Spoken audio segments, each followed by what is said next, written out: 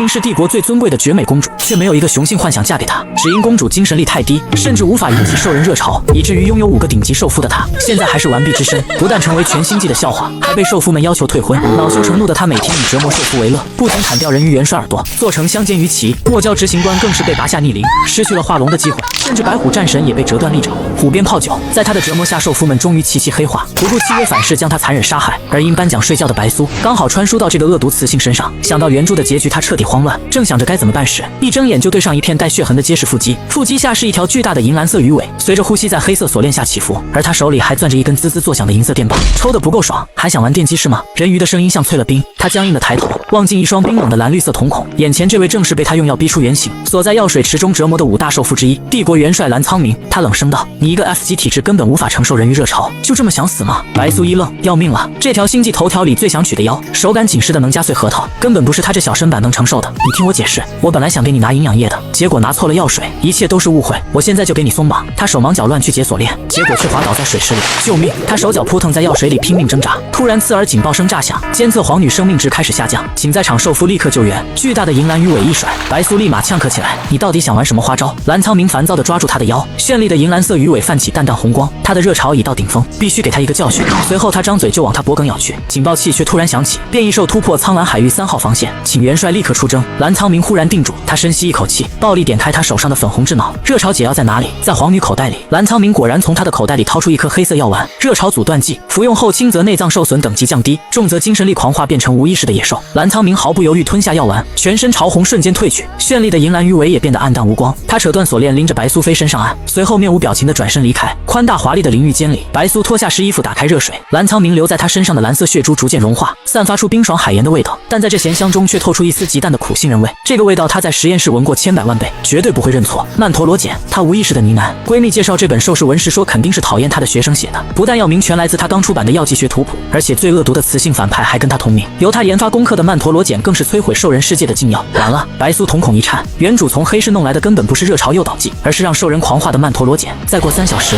这位人鱼元帅就会变身哥斯拉屠城，从此恨毒了他。最后伙同其他4个首富把他分尸，还把他的眼珠活活抠下来当战利品。白苏眼皮发麻，胡乱擦干身体，套上一条粉红蕾丝公主裙，就连滚带爬扑向实验室。原主是帝国大学药剂科的大2生，药剂台没有药品，只有各种刑具，但他作为曾经改良无数药方的药剂学大拿，只花了9分钟时间就提取出一管淡绿色液体。接下来只要把这支针剂扎进蓝苍明的血管，就能让他停止狂化。白苏把针剂放进冷藏医疗箱时却愣住了，他要怎么去战场找到蓝苍明呢？他正急得团团转，粉红智脑突然弹出鲜红警告，检测到白虎兽夫违抗命令正在越狱，饮酒药。他眼睛一亮，5大兽夫里最狂妄肆意的白虎战神肯定敢带自己去找蓝苍明。想到这，白苏拎着医药箱往白虎寝宫狂奔。皇女驾到，立刻关闭所有激光网。好家伙，原主给每个兽夫寝宫都安装了激光电网，一不高兴就电他们来玩，难怪他们这么讨厌原主。结婚证怕是和死刑判决书一起领的。推开印着猛虎图腾的寝宫大门，冰镇龙舌兰的辛辣信息素混着血腥味扑面而来，阳光穿过穹顶窗户洒在玄铁笼上，笼中男人肩胛骨被银白色链条贯穿，肌肉虬结的后背布满暗红电击伤。记忆突然攻击他，这位帅的极具攻击性的银发帅哥曾被原主用带电项圈当狗遛，因为反抗所以被关在铁笼里面受了1个星期电刑。白苏哆嗦着打开门，举起医疗箱，这是救蓝苍明的药，我把精神亢奋剂错当成热潮诱导剂注射给他，还有2小时40分钟他就要精神失控狂化屠城了。他没敢说曼陀罗碱，被人知道他买了这玩意，就算是皇女也要上法庭。你这该死的雌性，竟敢在他上战场时下药！饮酒药掐住白苏的脖子，我不是故意的。白苏痛苦抓着饮酒药手臂，等把蓝苍明救回来，随便你们怎么骂我都行。饮酒药恨不得掐死这个恶毒的雌性，可结婚以后他们跟白苏形成精神链接，掐死他5个兽夫1个也活不了。你最好祈祷蓝苍明没事，不然饮酒药松手，一脚踢断玄铁铁笼。倒不是他对蓝苍明有多深的感情，只是兔死狐悲。帝国元帅都能被这个恶毒雌性整死，他的下场又能好到哪去？走出牢笼后，他单手把白苏甩到肩头，来到车库把他扔到悬浮车副驾。蓝苍明在苍蓝海域，白苏小声提醒，距离他狂化还有2小时30分钟。做好了。饮酒药大掌一拉推进器，悬浮车像是疯癫的哈士奇般直接飞起，2小时20分钟就到达了苍蓝海域。只见方圆10里的海域布满密密麻麻的黑色变异兽，蓝苍明的亲卫队正驾驶战斗机用火力封锁海岸线，搜索蓝苍明位置。搜索完成，蓝苍明元帅定位成功。白苏赶紧看向屏幕，只见血色漩涡中心悬浮着一个高大的身影，他眼眸血红，脸庞布满暗蓝纹路，细密的蓝色鳞片布满全身，脊椎长出狰狞骨刺，全身散发出狂暴嗜血的恐怖气息。他轻启红唇吟唱起赛人的呼唤，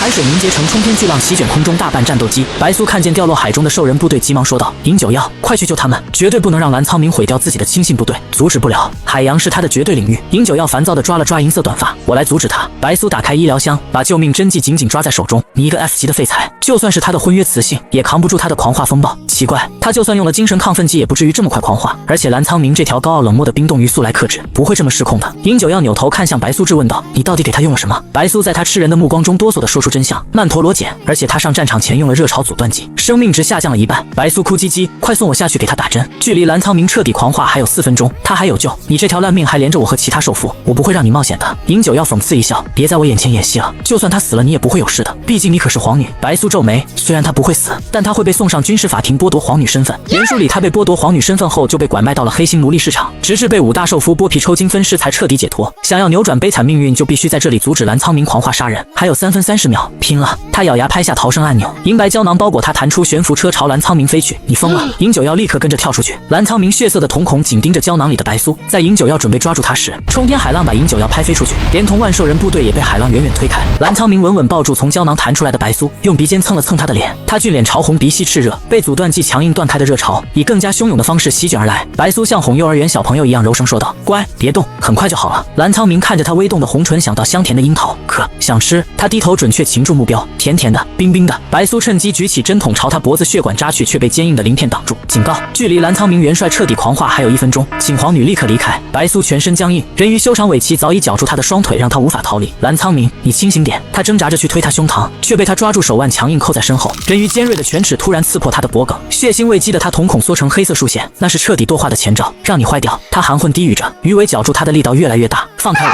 我不想死！白苏满脸惊恐，强烈的求生意志如惊雷在识海炸开，2根碧绿嫩芽似的精神力触角破土而出，绿色光芒从他额头蔓延到长发，化成娇嫩的花苞落在人鱼的咽喉。人鱼猛然定住，白苏趁机侵入他的识海，在欲念深处找到一团朦胧的蓝光，那是人鱼的兽核，正被曼陀罗碱的黑雾侵蚀着。白苏忍着识海剧痛，用精神触角轻抚那团站立的光。蓝苍明血色瞳孔一缩，突然发狠咬住他的喉咙，放松。白苏颤抖着将更多精神力注入兽核，终于兽核蓝光暴涨，人鱼脖上的鳞片发出流离碎裂声。倒计时归零的瞬间，他猛地将淡绿针剂扎进人鱼颈侧，人鱼的长发退回冰蓝色，耳鳍也重新泛起珍珠光泽。蓝苍明眼神迷茫，无意识地将脸埋进他沁血的颈窝。远处尹九要化作白虎闪电扑来，一爪劈在蓝苍明脊背。蓝苍明本就虚弱到极致，被他一掌拍进海里，冰蓝血液渗入海水，晕染开时竟凝成片片霜花。尹九要化回人形捞起白苏，紧张地上下检查：“你没事吧？”好冷。白苏嘴唇发紫，抱着胳膊直哆嗦。该死的冰冻鱼！尹九要看着他颈间青紫的咬痕，抬起虎爪就要撕裂昏迷的人鱼。住手！怎么心疼了？尹九要搂着白苏的右手一紧，阴阳怪气地笑道：“这么护着，嫌被他弄得不够？我是不是打扰你们了？”要是白苏敢点头，他立刻把他按进海里和冰冻鱼作伴。我好不容易才把他救回来，你要是把他打伤，被人发现我给他下药怎么办？蓝苍明的余命和他皇女地位紧密相关，绝对不能有事。尹九要这才想起他给蓝苍明下禁药害他狂化的事情，好在你下药的是这条臭鱼，不然……尹九要没好气地搂紧他朝悬浮车飞去，座椅下面有衣服赶紧换。尹九要打开车门把白苏扔了进去，自己则是守在外面。白苏打开座椅，里面装满各式各样的吊带裙，还细心搭配了各种配饰。白虎看着很恨原主的样子，私底下竟然这么闷骚，你什么眼神？尹九要透过窗户发现他眼神不对，要不是帝国婚法规定，谁会准备这种东西？白苏尴尬一笑，连忙胡乱套上紫色公主裙。刚打开车门，就听见一个炸雷般的惊呼声响起：“元帅，你怎么了？”只见一只皮肤微黑、腋下4条章鱼触手的兽人正疯狂摇晃蓝苍明。蓝苍明俊脸苍白，看起来十分脆弱，他需要平躺。白苏赶紧阻止，不小心碰到章鱼的触手，章鱼兽人瞬间僵成雕像，古铜色皮肤从耳根红到触手吸盘。尹九要的虎尾趴的抽碎礁石，恶狠狠瞪着章鱼兽人，在雌性面前露出触手违反军规第37条，要不要我帮你把触手拔掉？章鱼兽人吓得赶紧把触手收回去。他偷瞄白苏精致漂亮的脸蛋，那条紫色蓬蓬裙穿在她身上既清纯又可爱。没想到传闻中以虐待兽夫取乐的皇女竟然这么温柔。章鱼兽人偷偷放出2根触手伸进口袋，快速在通讯器上划出一串加密电码：全体水族舰队注意，重复播报，皇女殿下超爱咱们元帅的，再有人说殿下坏话，我就把他塞进电鳗池。真的假的？有图有真相。章鱼兽人把偷拍的照片发出来，温柔美丽的雌性正踮脚替昏迷的人鱼擦去额间沙粒。皇女殿下好温柔，刚才要不是他英勇跳下来安抚元帅，我们说不定已经被狂暴的元帅锤死了。可我听说皇女殿下精神力只有 F， 怎么可能安抚咱们3S 级的元帅？可能皇女殿下有什么特殊小技巧？你在那里傻笑什么？尹九要看着红脸的章鱼兽人莫名不爽，一尾巴抽在昏迷的蓝苍明身上，还不把你们家的冰冻鱼带回去？是。章鱼兽人赶紧背起自家元帅准备带回军舰。这时天空突然传来低沉的嗡嗡声，一艘通体漆黑的战舰缓缓压来，战舰外面还涂着一个阴暗黑龙缠绕血溅的图案，鲜血淋淋，仿佛来自地狱的诅咒。该死，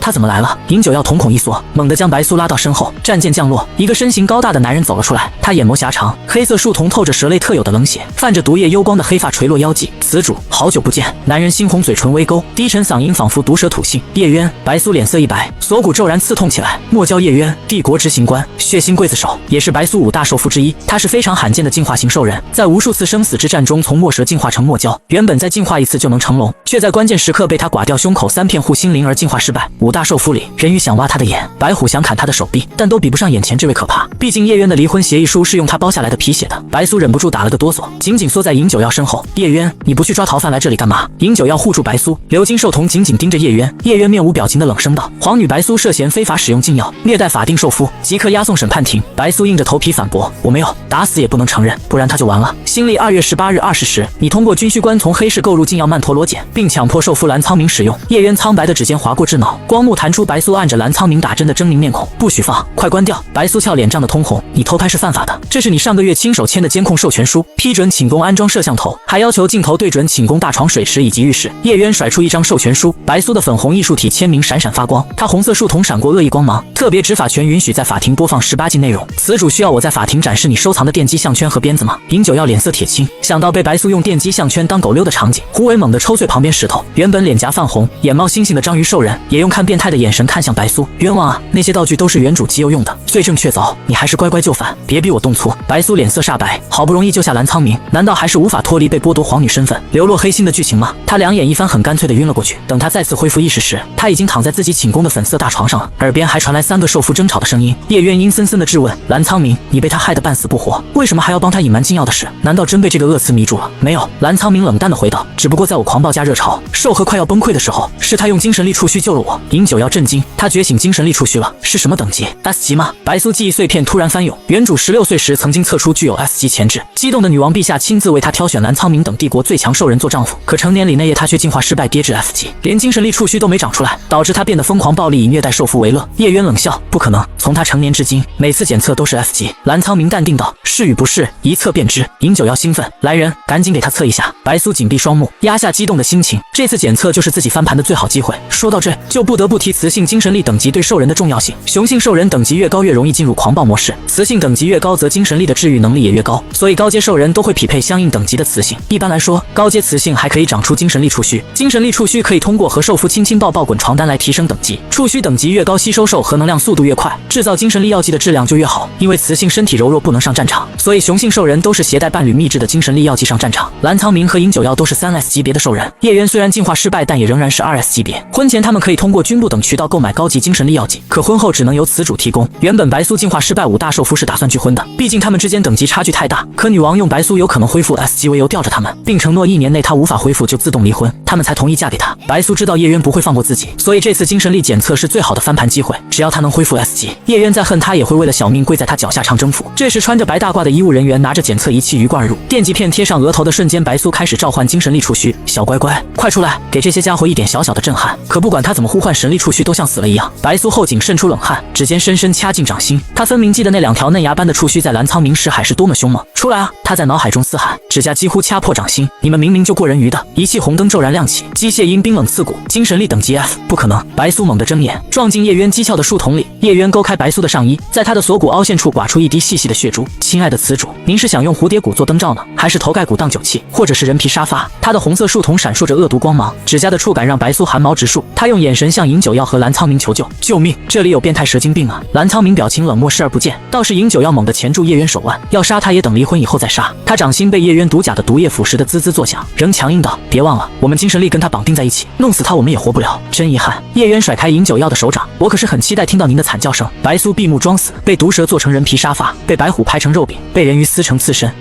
真是没活路了。叶渊微微一笑，对了，您上个月定制的电鳗皮鞭今天到货了，需要我帮您试试韧性吗？毕竟您能疼爱我的日子没多少了。不用。白苏又羞又气，发誓回去就把那些东西碎尸万段。叶渊盯着白苏涨红的脸，眉头微挑。以前他遇到自己只会疯狂辱骂殴打，这次却装得楚楚可怜，装乖倒比发疯顺眼。叶渊对着蓝苍明抬了抬下巴，跟我回去做记录。蓝苍明瞥了他一眼便离开了。阴暗风披蛇和冷漠冰冻鱼的同时离开，让白苏松了口气。电鳗鞭子，此主真是好兴致。尹九曜鎏金兽瞳讽刺地看着他，我错了。白苏耸唧唧地认错。尹九曜这只大猫虽然脾气暴躁，但比起闷骚鱼和风披蛇来说已经算好相处了。尹九曜有些烦躁，真是不习惯装乖的白苏。帝国雌性极其高傲，从不会对兽夫服软道歉，更别说自视甚高的皇女白苏了。算了，看在他这么乖巧的份上，离婚以后不报复他了，你好自为之。尹九曜刚要走，一只白嫩小手扯住他的衣服下摆。大猫，连你也不相信我吗？我真的觉醒精神力触须了，应该是刚长出来太脆弱，所以躲起来了。他抬手轻捂额头，声音软软的，我的头好痛。刚才消耗太多精神力了，给我一点时间，我一定能重新长出精神力触须。尹九耀脸上露出傲娇的表情，既然你这么求我，那我就大发慈悲陪你睡一个。你想要什么姿势？不过你这小身板太脆了，要不咱们去医疗舱。尹九耀扫过白素凹陷的锁骨和白嫩的肩头，认真思考什么姿势才不会伤到他。其实不用一上来就这么猛，咱们可以先从贴贴摸摸开始。凭什么你跟那条冰冻鱼直接上热潮，跟我就只有轻轻摸摸？难道我没他强？尹九耀的耳朵气成飞机耳，没眼光的雌性，他可是纯阳之体，以前多少雌性想跟他贴贴都被他拒绝了，怎么可能？你比蓝苍明厉害多了，就是太厉害了，我才不敢直接来。求你了，大猫，就从摸摸开始好不好？白苏眼泪汪汪的看着他，尹九耀莫名心软了。行，就这一次，你想怎么摸？白苏美目一亮，小手扯着尹九耀的衣角晃了晃，你变回原形好不好？他早就想录一把东北银渐层了。尹九耀耳朵颤动，尾巴勾起荡漾的弧度，雌性只有在极其欢喜的情况下才会对受夫原形进行安抚。看来白苏真的很喜欢他。尹九耀突然变成一只巨大的白虎，傲娇的趴在地上，圆圆的脑袋，琥珀色的眼睛自带黑眼线，白色虎毛闪烁微光，霸气威武又透着一点点萌，好可爱啊！白苏将发烫的脸颊埋进白虎蓬松的绒毛，鼻尖满是龙舌兰的酒香味，多闻两口都要醉了。他指尖顺着虎耳轮廓轻揉，识海深处的精神力触须如同新生的嫩芽，在虚空中颤抖着伸展，果然有用。不过这精神力触须怎么只有一条？之前安抚蓝苍明时明明有2条啊！白苏摩挲着白虎湿润的鼻尖，嫩芽触须悄然探入他的识海，灰雾笼罩的暗淡兽核令他心间发颤。五大兽夫婚后就无法吸收别的雌性制造的高级精神力药水，常年累月积攒的毒素让他们兽核暗淡无光，如果再不进行深度清理，轻则掉级，重则发疯。白苏挥舞着红光小触须，把白虎兽核擦得闪亮。白虎喉间溢出幼猫般的呼噜声，紧绷的肌肉终于松弛下来，进入深度睡眠模式。白苏退出了白虎识海，精神力触须的能量瞬间掉到17。一般来说，雌性精神力触须储存的能量大概每日流失时，只要持续接触兽夫就能保持满格。可白苏进化缺陷，精神力触须就像漏电的天线，这点能量不到1小时就会漏光。白苏正思考该怎么给自己的触须充能时，门外传来章鱼兽人急促的喊叫：“殿下，元帅的热潮又爆发了。”白苏打开电子门，疑惑地问道：“他的热潮不是已经解决了吗？怎么又爆发了？”医生说可能是在审判庭受了刺激，必须要婚约雌性帮忙解决，不然基因会跌破3S 级别。一定是叶渊这疯子做了手脚，他巴不得蓝苍明出事，然后继续攻击我。白苏立刻赶到人鱼寝宫，蓝苍明趴在治疗药水里面，冰蓝色长发粘在精致俊美的脸颊上，眼尾泛红，耳气微张。看见白苏，他瞳孔一缩：“谁准你进来的？”蓝苍明，你别激动，我只是想帮你。假惺惺，我这样还不是你害的。叶渊说的对，你这个该死的雌性从来没想放过我们，现在我也要跌落等级，你满意了吧？快点给我滚出去！果然是叶渊这疯子在作怪。白苏内心咬牙，表面却可怜兮兮地说道：“以前是因为我精神力太低，无法控制自己的脾气才会那样对你们，现在我精神力突破了，也知道错了，给我一个补偿的机会好不好？”要是蓝苍明基因等级跌落，那就正中叶渊下怀了。他蹲在池边，故意把白皙纤细的脚踝进入池中，看着对方瞳孔猛地收缩成竖线，找死吗？人鱼闪电般扣住他脚踝，白苏顺势抱住他。雷亚说要这样贴着才能降温，我没有。雷亚吓得关门逃走了。蓝苍明突然抱起把白苏按在池边，这种拙劣勾引配不上皇女身份吧？后颈突然被咬住的瞬间，白苏头发无风飘起，精神力触须瞬间满格，从淡红变成莹莹绿色。难怪跟热潮兽服亲亲抱抱举高高是最快的充电方式。蓝苍明热潮的兽核能量都抵得上发电厂了。白苏还没开心2秒，兽核沸腾的能量突然疯狂冲进来，警告，过载警告！他感觉浑身血管都在突突跳。白苏突然发现蓝苍明的瞳孔裂变竖线，腰部鳞片正渗出蓝色血珠，那是兽核过载的征兆，必须要安抚他。他挥舞着精神力触须，把过载能量凝成淡绿色液体灌进他的兽核。人鱼濒临爆裂的兽核瞬间平静下来。蓝苍明闷哼着栽进药池，白苏盯着自己快要爆开的触须，跌跌撞撞冲向药剂室。要是不能赶在爆炸之前把这些能量凝聚出来，那就完了。白苏凭着本能翻出药材，一股脑塞进萃取仪，精神力链接仪器瞬间，肥胖触须突然炸出绿色火花。半小时后，他闻到一股火热刺激的炭烧味，操作台堆满鲜红色的药丸。我这是练出了啥玩意？他把药片塞进墙角老旧的检测仪，检测到狂化无痛，药毒危急，滋滋2声，检测仪猛地爆炸，红色粉末喷他一脸。白苏只觉得头脑清醒，全身有使不完的劲儿，就连精神力触须的掉电速度都慢了许多，是个好东西。这个药片的纯净度大概在 A 级，市面上 F 级雌性炼制的精神力药剂大概1000金币，它这个纯度高又有特殊效果，起码能卖2000金。好东西当然要留给自己受，他好不容易才把大猫和人鱼的好感度刷起来，正好拿这些药片拉拢他们。要是叶渊对付他还能有个帮手。白苏把红血药片装进医疗箱，身后水池突然传来哗啦啦的声响，转过身就看见了恢复人形的蓝苍明。他从药箱拿出一把红药片，我新配的药片，对你的伤势有很好的修复作用，要不要试试？呵，上次你说发明一种新药害我退灵3天，现在又想来骗我吗？蓝苍明讽刺一笑，白苏，虽然我不知道你用了什么手段解决我的热潮，但别想再拿我试药。他眼风扫过去，看见白苏白嫩肌肤满是青红的牙印，眸色暗了暗，然后头也不回地离开了。白苏生气地把药片摔回箱子，无情的臭鱼，自己拼着精神力触须爆炸的风险帮他治疗，他竟然这种态度，真是太过分了。还是大猫好，这箱药全送大猫好了。白苏拎着药箱刚跨出门槛就被按在蔷薇花架上，鼻尖满是龙舌兰的辛辣。大猫，白苏惊喜地抬头，却映入一双愤怒的兽瞳，你可真是好样的。身上的人鱼口水味隔着3条回廊都能闻见，这个可恶的雌性，跟他只愿意摸摸抱抱，跟蓝苍明却激情四射，分明是没把他放在眼里。你听我解释。白苏慌乱的摆摆着手。蓝苍明热潮又发作了，我怕他基因跌落才来帮他疏解的，又来这套。上次你说蓝苍明的军装扣子卡进你床缝，上次说他鱼尾缺水要人工呼吸，现在又说他热潮复发，当我是傻子吗？是真的，我为了帮他疏解精神力储蓄差点爆炸。白苏扁着小嘴，刚诉说到一半就被饮酒药的怒吼打断了。你就这么喜欢他吗？连精神力储蓄都愿意为他爆炸？你这个骗子，老子再也不会相信你了。饮酒药转身就要离开。大猫，白苏想抓他衣袖，却不小心弄倒了药箱，药味从药箱缝隙飘出。这是什么？饮酒药疑惑地看向药箱，这是我特意给你做的药片，可以提神醒脑、安抚受和，你拿去试试。白苏刚要开药箱，银白色虎尾却猛地抽在箱盖上面，不用，留着给你的臭鱼治病吧。饮酒药愤怒一吼，瞬间没了踪影。怎么会这样？白苏欲哭无泪，眼瞅着局势有所好转，结果一下就失去2个受夫的好感，都怪叶渊这条腹黑风披蛇。白苏郁闷地抱着药箱，臭鱼和傻虎真是不识货，这么好的药片都不会欣赏。就在他思考怎么处理这些药片时，智脑突然爆出刺目红光，皇女白苏购买禁药违反帝国律法，即刻起冻结全部资产并罚款9亿金币，若1个月内未缴清罚款，将解除您对5位受夫的支配权。什么情况？白苏傻眼了，连忙点开智脑，发现账户余额已被冻结，肯定又是叶渊搞的鬼。这条记仇腹黑蛇坑钱手段简直比钱包刺客还阴狠。白苏盯着9亿的窟窿感到无比窒息，要是他没办法在1个月内还清债务，解除受夫支配权的那天就是他的死期。白苏询问智脑，可以分期还债吗？您以皇家信用度申请6期还债，每期1.48亿元，申请成功，请皇女殿下在月底之前及时还款，若是逾期或金额不足，协议将作废。知道了。白苏关掉智脑，抱着药箱来到专属药剂室。臭蛇，想害我没这么容易，看我怎么卖药还债。他把刚做好的红药片放进检测仪中，很快就得到一张检测报告，发现新型药剂锌和棘液类，副作用诱发狂化状态，但受体损伤率为0，竟然还有无痛狂化的副作用。他对着检测报告笑出声，这种危险物品必须价高者得，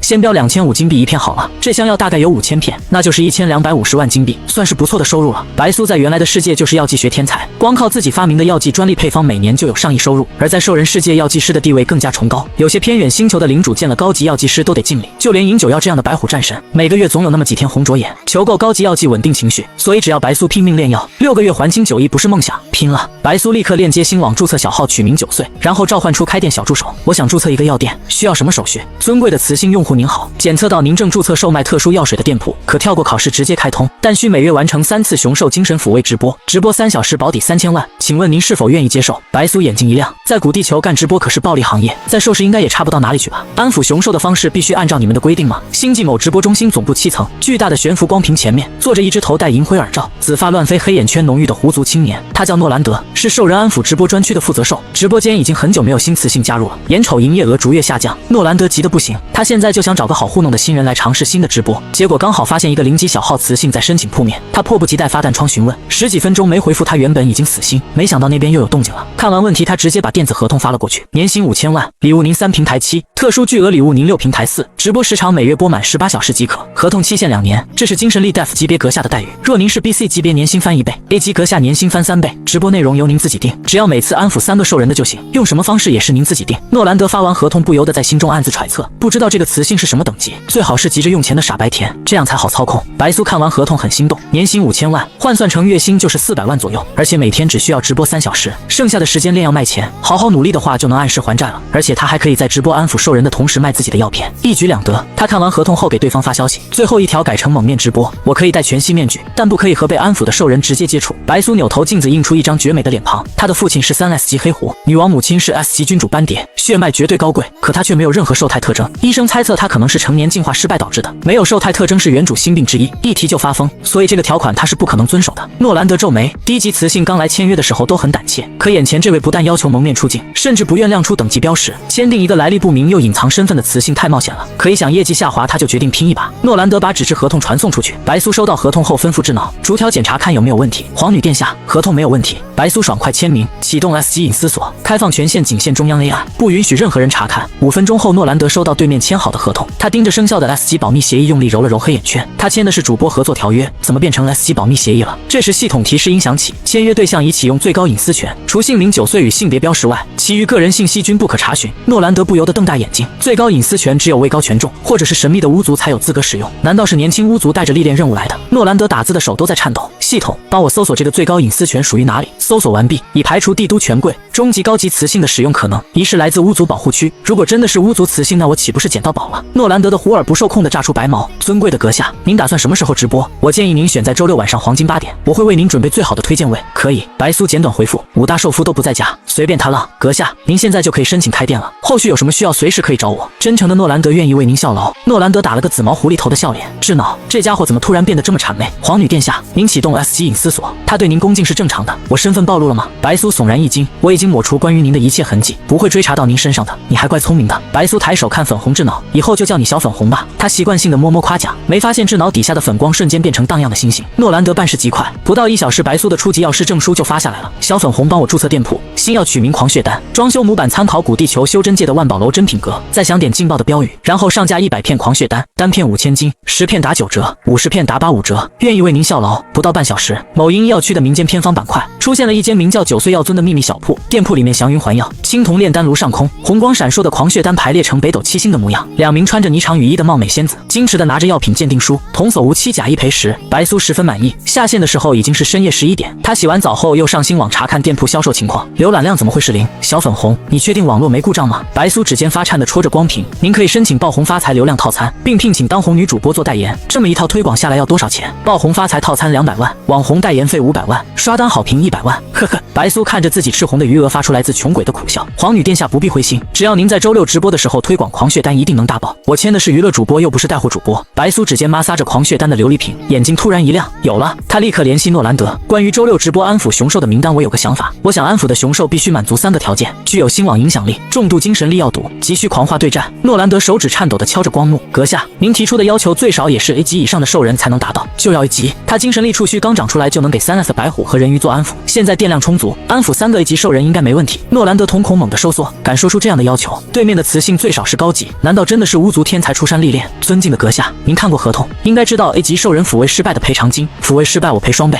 但若成功，我要他们当场试用我店铺里面的新药。诺兰德点进9岁至尊的药谱，盯着无痛狂化的药效说明，第3条虎尾不受控的显现。他抬手按下连接总部大佬的加密频道，全息屏幕中出现一张红发红瞳魅惑众生的俊美脸庞，他是狐族至高族长，帝国商业联盟总会长，帝国富豪排行榜第1兽，白苏5大兽夫之一飞招。有事？飞招慵懒地看着屏幕里面的紫毛三尾狐，老板，我怀疑这个叫9岁的雌性是巫族保护区出来的天才历练者。飞招漫不经心地说，是他自己跟你说的吗？不是，这是我的猜测，毕竟能使用 S 级隐私锁，又跑到我们公司做直播的，也就只有神秘的巫族雌性了。猜测。飞招露出迷人又危险的笑容，关于巫族雌性的事情，他比诺兰德了解更多，他们是不可能离开保护区的。诺兰德冷汗狂冒，我觉得这事情很重要，才想跟您报备一声。别看飞招一副对什么都漫不经心的模样，但身为同族，他最清楚这位大佬是凭铁血手腕才做到今天这个位置。若不是当年他被女王逼着嫁给白苏那个废材恶雌，并且被他折断9条狐尾，导致基因从3S 掉到2S，飞招大人的威名不会比人鱼元帅和白虎战神差。那就继续关注。飞招漫不经心地把鬓角的红色碎发撩到耳后，更显魅惑诱人。诺兰德松了口气，谢天谢地，飞招大佬明显心情很好，估计是跟他的词主废材恶雌白苏最近倒了大霉有关，下回有确切证据再报告。飞招关闭视讯，诺兰德瘫在椅子上，快速回复白苏，我现在就去联系明星兽人，最迟明天下午给您名单。可以。白苏满意的关闭对话框，安心睡觉了。第2天，白苏在饥饿中醒来，早安，皇女殿下。小粉红指挥餐车推来营养剂，现在几点了？白苏苦兮兮的拿起营养液，在没有赚到钱之前，他只能靠这玩意充饥。现在是中午12点30分，诺兰德在10分钟前寄来一份雄兽安抚清单，您现在要看吗？看。白苏哧溜着营养剂，看小粉红投放出来的名单：雷亚级，蓝苍冥副官之一，年龄25岁，种族章鱼，重度药毒，症状容易兴奋，心跳加速，无法控制触须。塞德里克一级，饮酒药副官之一，年龄30岁，虫族雄狮，重度药毒，症状狂躁易怒，无法控制情绪，狂化后多次误伤队友，有基因滑落的危险。冷清风一级，夜渊副官之一，年龄22岁，种族青蛇，重度药毒，症状冷酷冷血，体温极低，室内温度必须保持42摄氏度，有基因滑荡的危险。3张兽核的照片并排展开，雷亚兽核灰蒙蒙布满层层水垢，塞德里克兽核则满是裂痕，冷清风兽核黑中透紫，像是中了农药。白苏写画画，在确定兽核污染成分后便写出了对应治疗方案，随后用精神力触须介入智脑，开始了模拟治疗程序。殿下您真是太棒了，3次模拟都达到90的治愈率，精神力触须只损耗了60，比 S 级的雌性厉害多了。我只是见多识广才能对症下药，比不上 S 级雌性。白苏很有自知之明， S 级雌性精神力触须自带进化光波，不需要任何方案就能横扫一切，不像他还要来回计算。皇女殿下在我心里就是最棒的。小粉红送了个笑脸，白苏感觉这小粉红越来越活泼了，跟她闺蜜似的，给诺兰德回信，确认就他们3个兽人。白苏想到众兽震惊的模样，得意笑道：臭鱼傻猫疯批蛇，当初你们对我爱答不理，以后我让你们高攀不起。兽人安抚总监办公室，诺兰德小心翼翼地选择措辞，尊敬的9岁阁下，我没有质疑您的意思，只是这3个 A 级重度药毒的雄兽很难安抚，哪怕是 S 级雌性都不敢一次性安抚3个。白苏直接把模拟治疗的数据图甩了过去，治愈率90%。诺兰德兽瞳缩成细针，耳膜发出嗡嗡嗡声音，最终他颤抖着指尖打出一排字：谨遵您的吩咐。白苏现在每天1颗狂血丹，精神力触须2天就掉1个点，到周6应该还有96电量，安抚那3个兽人妥妥够用。殿下，只有多跟兽夫亲密接触，才能提高精神力触须等级哦。我也想撸猫充电啊，可大猫不回来，我有啥办法？您可以行使此主权利，命令他们回来履行受付义务。算了，强扭的瓜不甜，好不容易才跟大猫关系缓和一些，强扭的瓜虽然不甜，但扭的过程很爽啊。小粉红打出一个笑脸，别吹水了，继续检测狂血丹药效。白苏把精神力触须接入智脑，大嘴须立刻模拟狂化能量注入狂血丹，被白苏命名为大嘴须的绿色藤蔓，怒号3格电量模拟出沸腾岩浆注入丹药，很快就提炼500颗猩红的特殊狂血丹。白苏试了一片，哇塞，头皮巨痒，好像有奇怪的脑子要长出来。检测皇女殿下狂化值突破90%，再吃1片就能体验狂化效果。不用，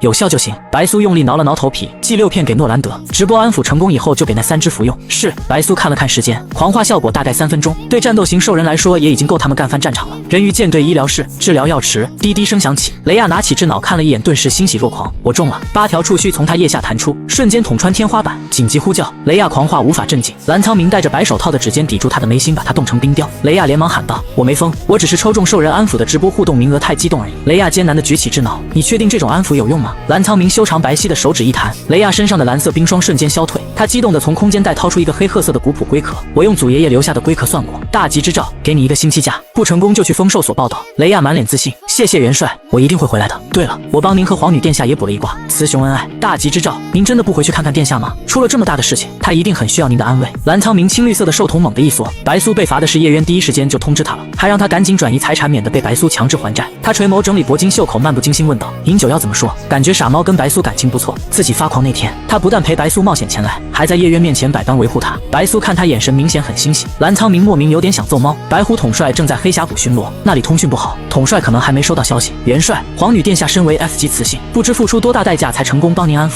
您应该趁这次机会好好报答他，争取拿下第1兽父名号。雷亚痛心疾首，蛇族出了名冷血无情，多年蝉联最不受欢迎兽父榜首，您千万别被叶渊执行官影响，他自己变态也不想你好过。闭嘴，滚吧！蓝苍明毫不留情地把雷亚踢出人鱼舰队，其他手下大气都不敢喘，缩头缩脑正要离开，蓝苍明冷淡的声音突然响起：通知饮酒药，皇女白苏购买禁药，罚款9亿金币，还有把我的贡献点全换成金币存到兽父账户，这些金币就当是他帮自己安抚的报酬。是。手下行礼告退，转身就把这条八卦传给雷亚。看来元帅对皇女殿下也不是那么无情。休闲区飘来一阵奶油香味，蓝苍明眼前闪过白苏泛着红晕的脸颊，耳其突然泛起珍珠般的淡粉，青绿瞳孔闪过一丝狼狈。白苏就是个妖孽，必须远离。星际黑峡谷白虎舰队基地，高达9米的银色猛虎机甲落在基地悬停区。饮酒药撸了一把汗湿的银发，连杀5只变异兽首脑真是太爽了。最难得的是脑子既不胀痛也不混沌，仍然保持清醒状态。难道是白苏的安抚起效了？饮酒药点开智脑通讯录，指尖停在第1行词主上。3天了，他竟然没逼自己回去受罚，真是稀奇。还是他有了更喜欢的玩具？指尖正徘徊，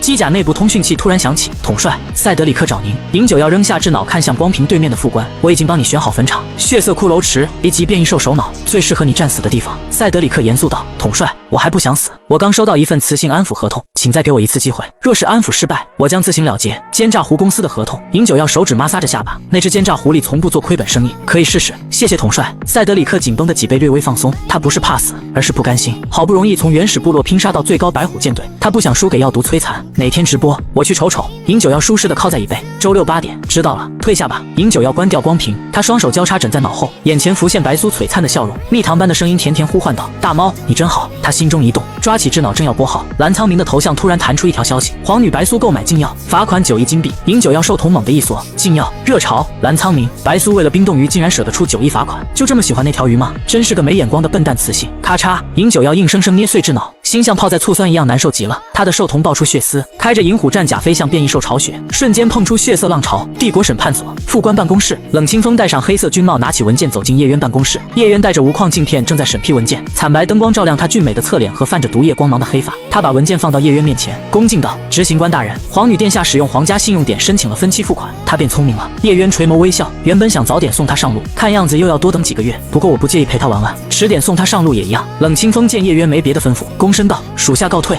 他刚转身，身后响起叶渊的声音：“放心去试，若是安抚失败，我就毁掉兽人安抚直播专区，帮你报仇。”星际某音总部，兽人安抚会议厅，全息光屏上显示3份已生效的直播互动合同。诺兰德激动的声音颤抖，雷亚塞德里克和冷清风全部签字同意。周六晚上8点，我要全新网推送新人主播 EV3 的预告，一定要做到最红最爆。诺兰德迫不及待给9岁发了条消息：“阁下，一切都准备好，只等您周六开播了，准备好烟花，为我的演出绽放吧。”你这回复也太中二了。白苏哧溜着营养棒，随手打开星际头条，火辣出炉的重磅消息瞬间冲到前列。独家爆料：新词主播9岁开启自杀式直播 ，EV3 要毒兽，绝密档案。无证雌性为开药店铤而走险，是社会的扭曲还是兽性的沉沦？白苏一口营养剂差点喷出来。点开评论区，除了看热闹的雄兽，帝国雌性也出来喷了。白仙子，现在开药店门槛是驯兽师资格证吗？我们高级雌性10年寒窗考执照，这群野路子居然靠擦边直播就能开店，抵制低级雌性直播，坐等监察官封号。星际某音总部总监办公室，我让你们宣传，不是让你们抹黑，瞧瞧你们干的好事。诺兰德眼泛血丝，把遥控器狠狠砸在桌上。黄鼠狼助理小声回道：“但是直播间预约人数也一下子从1000涨到10万，按照这势头，说不定直播那天能有100万兽。”诺兰德心里堵着气，却也无法反驳。这种黑料宣传，只有成功才能反击，如果失败，他和9岁都要毁灭。白苏此刻正在新网冲浪，突然小粉红发出惊喜叫声：“殿下，咱们药铺开张了，有人把咱们的狂血丹全买下来了。”白苏立刻点进自家药铺的后台，只见账户余额显示50万，总算是挣到钱了。白苏差点喜极而泣。金泉大统帅，狂血丹还有吗？不好意思，这个药比较难炼制，要过段时间才能上架。小粉红疑惑地问道：“殿下，我们不是还有4900颗存货吗？”小傻瓜，等周六直播结束，多的是兽来跪求买药，到时候他肯定要涨价的。金泉大统帅，你应该还有存货，我出3倍价格购买。白苏正要拒绝，金泉大统帅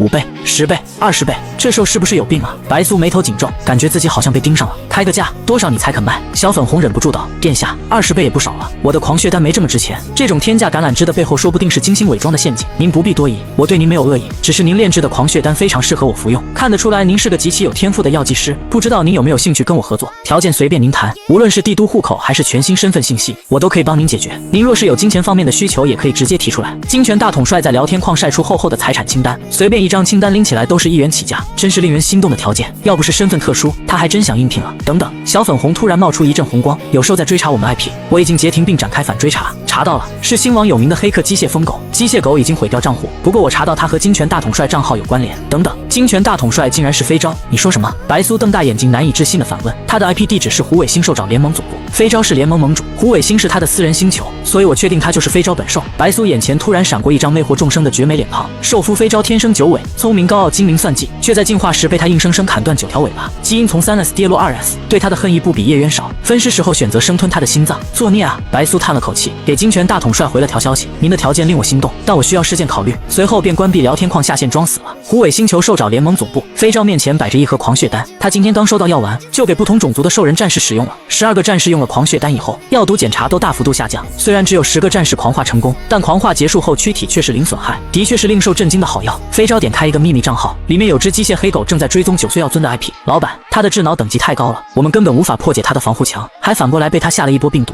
再这样下去我们要被他灭光了。停止追踪，非招关掉秘密账号。红瞳露出兴味盎然的光芒，这个9岁有点意思，不但能做新药，而且拥有最高智脑，连星网最强黑客都斗不过他。若是能跟他合作，必定能创造更高的财富。这时恶雌兽夫群突然弹出几条消息：饮酒药、奸诈狐，你那新词主播什么来历？竟敢同时帮我们3个的副官安抚？我也很好奇，可惜到现在也没查出他的来历。骗虎呢？还有你这奸诈狐查不到的消息，我并非无所不能。蓝苍明的深蓝海水对话框突然出现：雷亚若是有事，我阉你全族。叶渊的对话框是一双毒蛇之眼。红狐，别耍花招，审判庭正看着你。非招毫不畏惧，9岁开启了 S 级隐私锁，连我都无法破解。放眼这个帝国，有这个权利又正好缺钱的，你们说会是谁？饮酒要疯虎咆哮，你不会想说白苏吧？堂堂皇女会为了钱来你这搞擦边直播？不，蓝苍明冰冻攻击，白苏只会把熊兽撕成碎片。叶渊，你的想象力很丰富，可惜白苏已经找女王帮他还债了。你确定白苏断掉的是你的9条虎尾，而不是那双不中用的狐狸眼？断尾之痛再次升起，飞昭眼前闪过白苏砍他虎尾时的癫狂表情。9岁若失败，我让他陪葬。只要跟白苏沾边，再厉害的药师他都要毁掉。他不等兽夫们回信就关掉对话框，修长手指在全息键盘点了点。星际头条在报热搜，今新词主播竟引4大 SSS 熊兽隔空斗法，截图正是飞昭4人关于9岁的对话。细思极恐，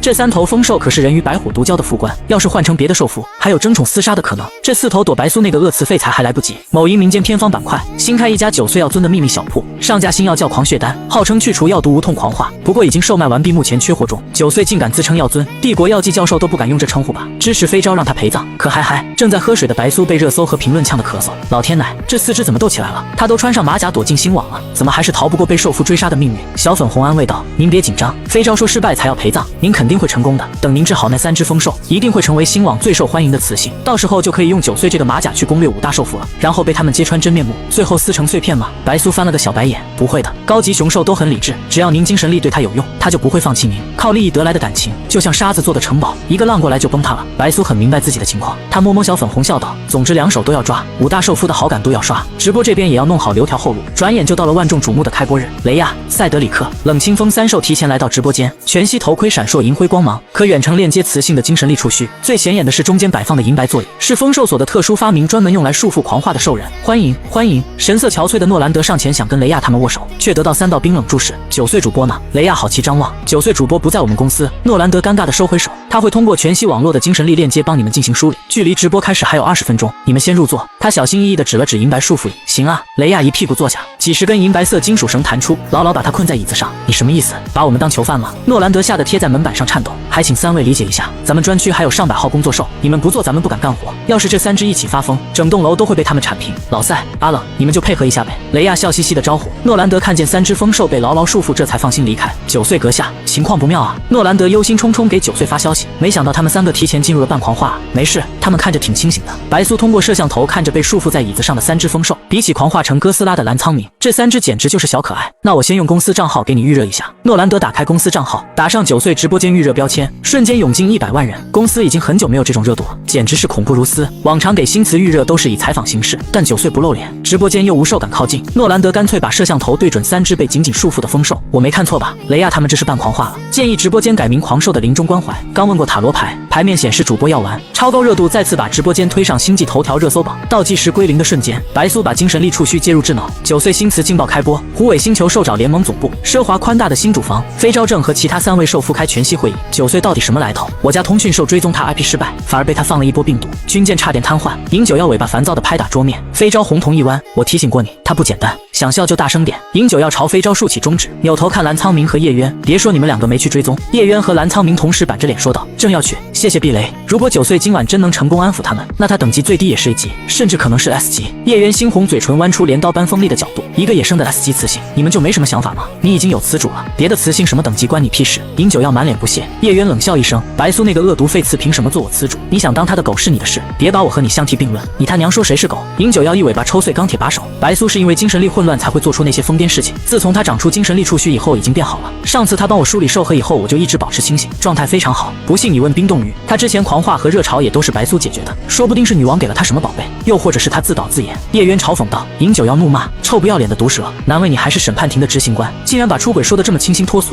我只是说说而已，又没有真的去做，你何必这么激动？别告诉我你真的爱上白苏了。爱个屁，我这是有受得。饮酒药扭头问蓝苍明，你也找个新词主吗？蓝苍明喝了口茶，一副事不关己的模样，你真是白长舌头了。奸诈狐，你说呢？饮酒药又问飞昭，你也对9岁感兴趣吗？叶渊和我说你被白苏蛊惑，我还不相信，没想到是真的。飞昭嗓音轻柔如山间清泉，吐出来的话却锐利如刀。基因滑落的不是你，你凭什么替我们做选择？饮酒药顿时沉默了。基因滑落不可逆转，差一个等级就如同隔着天堑，叶渊无法成龙。飞昭站立倒退，都是白苏害的，自己的确没资格指责他们。叶渊看着自己艳红的毒指甲，白苏必死，你保不住他，你看我能不能保住？饮酒药也亮出锋利虎爪，两人视线隔着屏幕撞在一起。不是在说9岁吗？怎么又扯到白苏身上了？飞昭拿出一盒红色药片，这是9岁炼制的狂血丹，号称可以驱除药毒无痛狂化，我已经测试过，绝对真实有效。饮酒药兽瞳猛地一缩，你确定是他炼制的？当然，飞昭在后台查过药店账号，个人消息跟9岁直播账号一样，都开了 S 级的隐私锁。饮酒药指着那盒狂血丹，斩钉截铁地说道：不管这药有多少，我都要一半。蓝苍明放下茶杯，冷淡却不容置疑地说道：“剩下一半我要了。”他和饮酒药常年带队奋战在前线，有了这种丹药对付变异兽会更轻松。飞招把玩着狂血丹，这个9岁不但能安抚及中毒药毒疯兽，还能制造高级特殊丹药。你们真的没想法吗？你有想法你去聊，别拉我。饮酒药双手环胸，你就这么肯定9岁会看上你们？这就不劳你操心了。飞招红瞳一弯，饮酒药还想再对奸诈唬几句，嘟嘟嘟的声音突然响起，蓝苍明白指向9岁直播间。9岁开播了，激昂神秘的远古音乐响起，一个头戴帝王冠、身穿9龙金袍的朦胧身影踏歌登场，直播间观看人数瞬间从100万冲到200万。原本安静躺在束缚椅上的3只疯兽突然疯狂挣扎起来。9岁，你这个连脸都不敢露的卑鄙雌性，我要把你撕成碎片！冷清风树瞳缩成针孔，全身鳞片齐刷刷竖起来。一想到自己竟然被这样的跳梁小丑欺骗，在全新网兽面前丢脸，他连头发都开始渗出绿色毒液。直播间忽明忽暗，阴森的像地狱一样。诺兰德连环炮似的说道：“9岁阁下，雷亚他们已经失控狂化，只有婚约雌性才能靠近，安抚已经失败，请您赶紧退出来保命要紧。开什么星际玩笑？”白苏进直播间一句话没说，3只兽突然就狂化了，果然有病，有大病。皇女殿下，是有工作人员故意打开雷亚他们的头盔弹幕，他们是被网友激怒狂化的。诺兰德真是个废物，连自己的手下都管不好。白苏气得想吐血，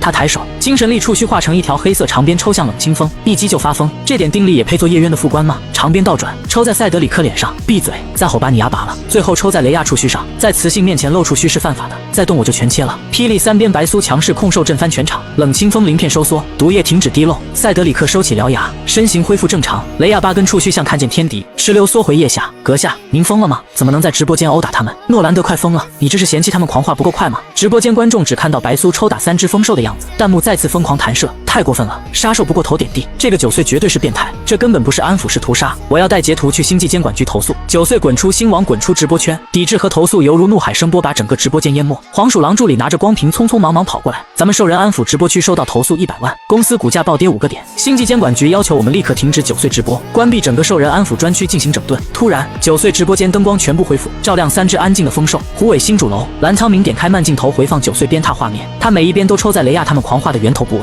难道他用的是失传已久的镇魂鞭法？飞招眉头紧皱，这套鞭法应该跟着那位一起锁在巫族保护去了。难道9岁是巫族雌性？巫族不可能出现在帝都，更不可能跑来直播。叶渊冷笑，女王陛下可不是吃素的。飞招仔细看了几遍后说道：“9岁用的不是镇魂鞭法，只是有点像而已。不过能有这水平也不错了，不愧是我看中的雌性。”此时直播间里声音传来，睁大你们的兽眼看这边。只见9岁素手一挥，金色光芒幻化出雷亚3兽的兽核拍片。雷亚，你长期在水中和变异兽战斗，兽核布满水垢。塞德里克，你力量使用过度，兽核满是裂痕。冷清风，你吃药太多无法消耗，导致兽核中毒。待会我会用精神力触须把你们沸腾的兽核能量抽出来，再模拟成对应的治疗药水输进去。懂？雷亚3兽3脸懵逼，眼神中的迷茫化成一个大大的不字。饮酒要看向叶渊和飞招，你们懂吗？叶渊瞥了他一眼，你说呢？他和飞招从没得过雌性安抚，懂个的。飞招嗤笑道：“大猫，你不是说白苏帮你安抚以后，你精神力稳定了许多吗？那你应该很懂吧？”饮酒要挠挠头，我当时太累了，他帮我安抚以后我就睡着了。他扭头看蓝苍明，酸溜溜地问道：“你被他安抚过最多，应该最懂吧？”蓝苍明垂下纤长细密的睫毛，他每次安抚都失控，只想和白苏疯狂交配，哪还记得什么能量和药水？切，没用的畜兽！饮酒要鄙视的翻白眼，叶渊脸色更加难看，连自己都骂，真是狠啊！我跟你们这群渣兽不一样。饮酒要帅气的捋顺银发，等他们这些渣兽离开白苏，自己一定能成为第一兽夫。蠢猫！叶渊暗骂一句，为白苏这个恶雌废材争风吃醋，真是太可笑了。他重新看向9岁直播间，继续评估他是否有做新词主的潜力。这时直播评论区齐刷刷一片，不懂，感觉脑壳不够用了。白仙子，科研院曾有专家提出这个理论，但目前无人能做到。这个9岁不知道从哪里听来几句话，就跑到这里来装了。这时兽人安抚专属主播的粉红特效亮起，陆基进入直播间，兔小三进入直播间，一群主播进来给9岁打赏了一排火箭炮，然后开始跟质疑9岁的网友撕。白苏一脸懵，这是咋了？他们好端端怎么突然跑来帮他？小粉红解释道：“兽人安抚的雌主播很团结，也非常护短，这是把你当自己人了。”白苏觉得尸体暖暖的，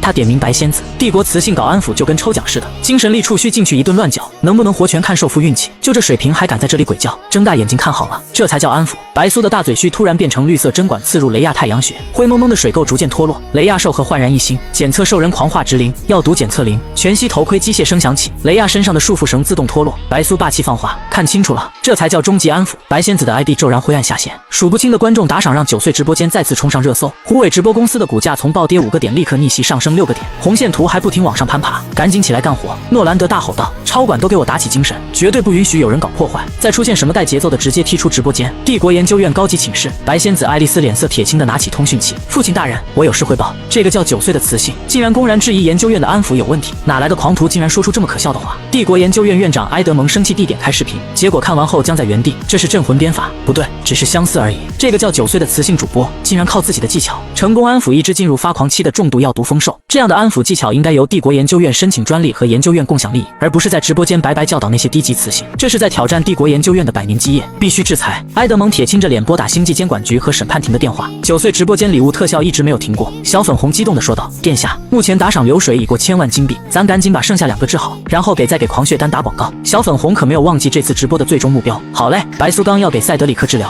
弹幕突然弹出星际监管局的血红警告：警告，检测到 A 级保密内容外泄。9岁立刻停止直播。与此同时，热搜上关于9岁直播的所有消息被撤下。诺兰德肩头无力地垮下来。9岁阁下，您已经证明自己的能力，不需要继续直播了。没用的狐狸，这点压力都顶不住，还做啥总监？白苏生气地关闭私信后台，顺便把诺兰德拉黑。评论区看到星际监管局的警告也炸锅了。帝国研究院那帮人酸死了，看别受免费教学就举报是吧？兔小三打赏9岁专属飞船礼物特效的烟花照亮白苏明亮的眼睛。他突然想起以前被骂药剂学妲己的日子，是女警官还他清白，是学姐帮他申请材料，是闺蜜陪他走过低谷，女孩帮女孩是刻在 DNA 里的，从古地球到星际都一样。皇女殿下，受人安抚工作人员准备强制关闭您的直播间，锁定供电室，我不下播谁也别想逼我。是。小粉红立刻侵入直播中心，智脑锁定控电室。怎么回事？门怎么打不开？诺兰德的对手尼克用力踢着控电室铁门。保安，快把直播间的大门破开，把塞德里克和冷清风拉出来。兽都不在了，我看他还怎么掩饰。直播间铁门刚打开，8条凶猛的触须立刻把10几个保安弹飞撞破墙壁。雷亚沉着脸站在门口，滴血的尖锐触须对准尼克等兽，想死就进来。束缚以上，塞德里克血红瞳孔满是杀气，冷清风咧嘴露出暗绿色毒牙。尼克惊恐后退，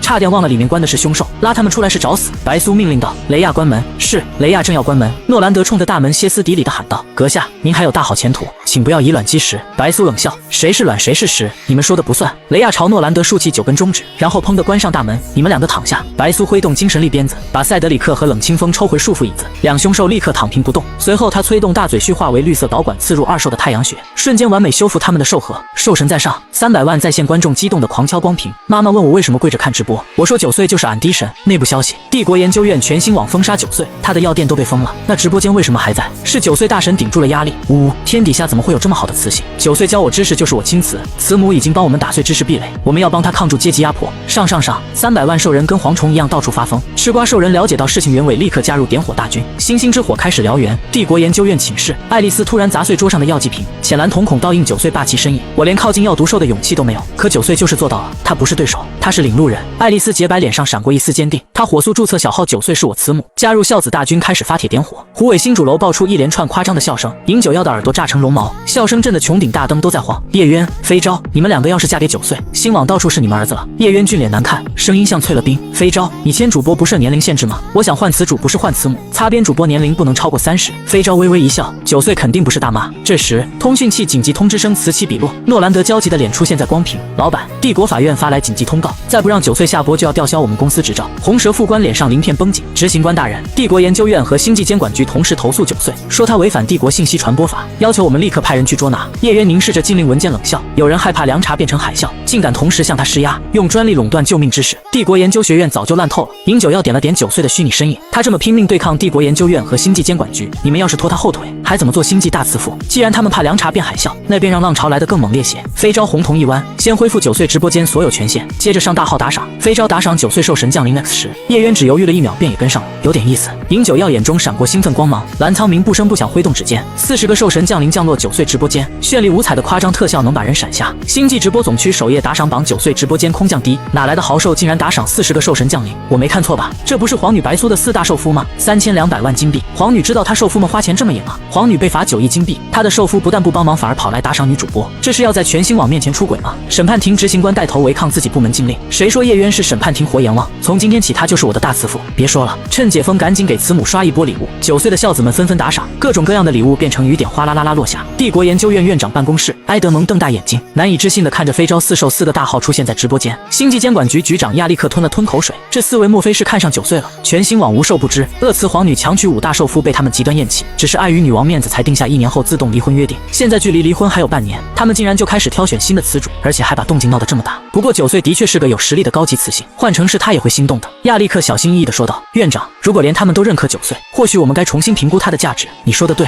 埃德蒙缓缓坐回椅子，露出意味深长的微笑。总有年轻热血的雌性想要挑战权威，但他们最终都会选择妥协。他有这个自信。另一边，尼克看着热闹的直播间，眉头深深皱起来。这时智脑环发出不同寻常的震动，他不露声色离开，来到无人之地接通电话。大人，有什么吩咐？一个分不清男女的沙哑声音响起：“这个9岁是什么来历？”尼克连忙道：“是诺兰德在网上签约的，身份来历不明，无法追查，想办法用那个试探他。”尼克瞳孔一缩：“是大人。”他挂掉电话，把黄鼠狼助理叫了过来：“经理，有什么事吗？”黄鼠狼匆匆走过来，尼克突然伸爪扣住他的肩膀，暗金兽瞳扭曲成黑色漩涡。黄鼠狼助理眼神逐渐呆滞：“用你的天赋技能，把这个放进诺兰德口袋的药里。”尼克从衣服暗袋拿出一枚红色胶囊，黄鼠狼助理把胶囊捏在手里，朝诺兰德走去。诺兰德忙得焦头烂额，完全没注意红色胶囊穿过药盒和狂血丹融为一体。皇女殿下，您的4位受夫给您打赏了3200多万金币。小粉红激动地说道，加上之前陆基他们的打赏，现在打赏金额已经破亿了。他们怎么也来凑热闹了？白苏满脸疑惑，难不成因为我救了他们的副官，所以给我医疗费？他看着尾部泛红光的大嘴须，觉得这个医疗费拿得很安心。殿下，您今天一炮而红，下回直播的打赏肯定少不了。白苏看着满屏的亲慈母，只觉得辣眼睛。不过只要能赚钱还债当慈母，总比擦边主播好。殿下，您今天这波真的很圈粉，之前对你的那个白仙子，竟然注册小号到处帮您发帖，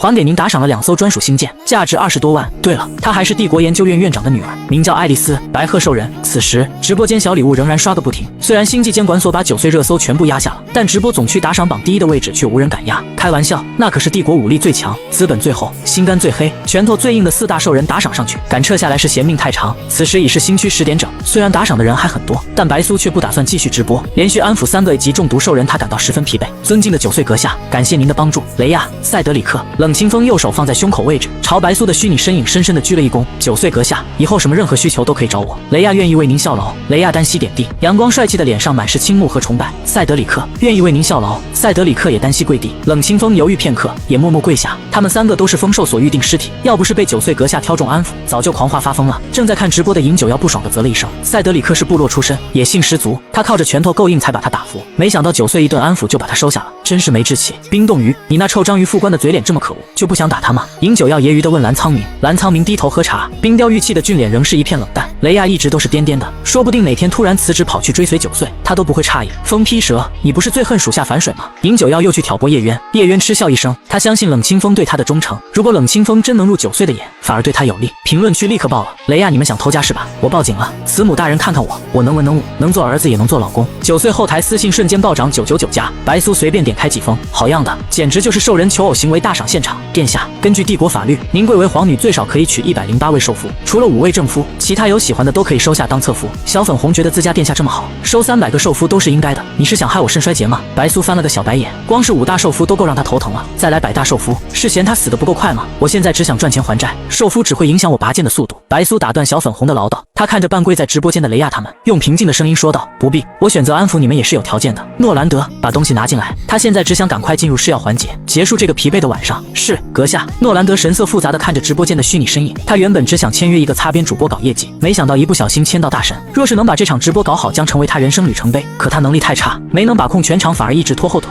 白苏看着黑眼圈大的吓人的诺兰德，感慨道：虽然笨狐狸能力不够，但至少尽力了。这是什么东西？雷亚打开药盒，发现里面是6颗猩红色的药丸，这是9岁阁下送你们的礼物。3只兽毫不犹豫张开大嘴，把丹药吞了进去。有没有搞错？白苏气得要爆炸了，这些家伙怎么都不按剧本来？他广告词还没说，产品就被他们吃掉了，这是想砸他的饭碗吗？小粉红安慰道：没事，您现在讲解也还来得及。白苏吐了口气，正要说话，异变突起，雷亚眼白一翻，瞬间化身人形章鱼怪，把天花板戳出一个大洞。冷清风树瞳缩成针孔，毒液腐蚀整片地板。塞德里克身形暴涨到3米高，发出震天狮吼。3只 A 级兽人同时化身哥斯拉在直播间混战起来。怎么会这样？你到底给他们吃了什么？尼克揪着诺兰德衣领怒吼，暗金兽瞳深处却闪过一丝讥笑。是9岁寄给我的药，说安抚成功以后给他们服用。诺兰德颤抖地说道：一定是哪里出了问题。大楼猛地响起刺耳的警报声，检测有兽狂化，狂化值100%，捕兽队已经就位，无关兽人立刻撤离危险区域，若有误伤概不负责。100多个穿着黑色防爆服的捕兽队成员迅速占领整个楼层。全息屏另一头的白苏要疯了，眼瞅着要下班，结果突然来了严重事故，这是嫌他今晚还不够倒霉吗？皇女殿下，狂血丹被人偷偷注入曼陀罗碱了。小粉红操控扫地机器人拿起踩扁的药盒。诺兰德，你真是坑死我了！白苏恨不得揍死诺兰德这个坑货，应该不是他，不然嫌疑也太大了。不管是谁敢用这个禁药，查出来必死。白苏觉得自己真是和曼陀罗碱过不去了。上次是蓝苍明，这次是3只疯兽，每次都能精准戳中他的痛脚。殿下，3兽的狂化率已达100%，